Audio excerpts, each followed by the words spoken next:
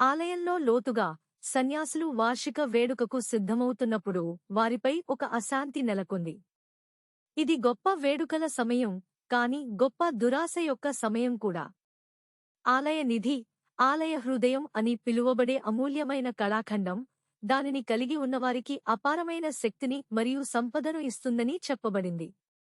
ఇంతకు ముందు చాలామంది దొంగిలించడానికి ప్రయత్నించారు, కాని ఎవరూ విజయవంతం కాలేదు. సన్యాసులు ఆలయం యొక్క పురాతన మాయాజాలం అపవిత్రమైన ఉద్దేశ్యంతో ఉన్నవారి నుండి దానిని కాపాడుతుందని నమ్ముతారు. వేడుక రాత్రి సమీపిస్తున్న కొద్దీ సన్యాసులు వింత సంఘటనలను గమనించడం ప్రారంభించారు. విలువైన వస్తువులు పోతాయి మరియు దొంగ గుసగుసలు త్వరగా వ్యాపించాయి. ప్రధాన సన్యాసి, తెలివైన మరియు న్యాయమైన వ్యక్తి, ఇతరులు అప్రమత్తంగా ఉండాలని మరియు వేడుక యొక్క నిజమైన ఉద్దేశ్యాన్ని గుర్తుంచుకోవాలని పిలుపునిచ్చారు. అయితే గంటలు గడిచే కొద్దీ టెన్షన్ పెరిగింది. ఎంత ఖర్చైనా సరే టెంపుల్ హార్ట్ క్లెయిమ్ చేయాలనే కృతనిశ్చయంతో ఎవరైనా ఉన్నారని స్పష్టమైంది.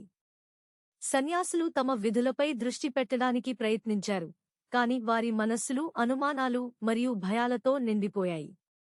వేడుక ప్రారంభమైంది మరియు సన్యాసులు జపించడం మరియు ప్రార్థన చేయడం, వారి స్వరాలు రాతి గోడల నుండి ప్రతిధ్వనించాయి.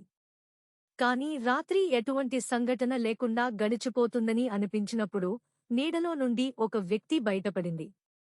ఆ బొమ్మ చేరుకుని గుడి హృదయాన్ని జయప్రదంగా పట్టుకోవడంతో సన్యాసులు ఊపిరి పీల్చుకున్నారు. ఆపై ఊహించలేనిది జరిగింది. ఆ వ్యక్తి ప్రధాన సన్యాసి యొక్క స్వంత కుమారుడని తేలింది. అతను కొన్నేళ్లుగా చనిపోయాడని భావించారు.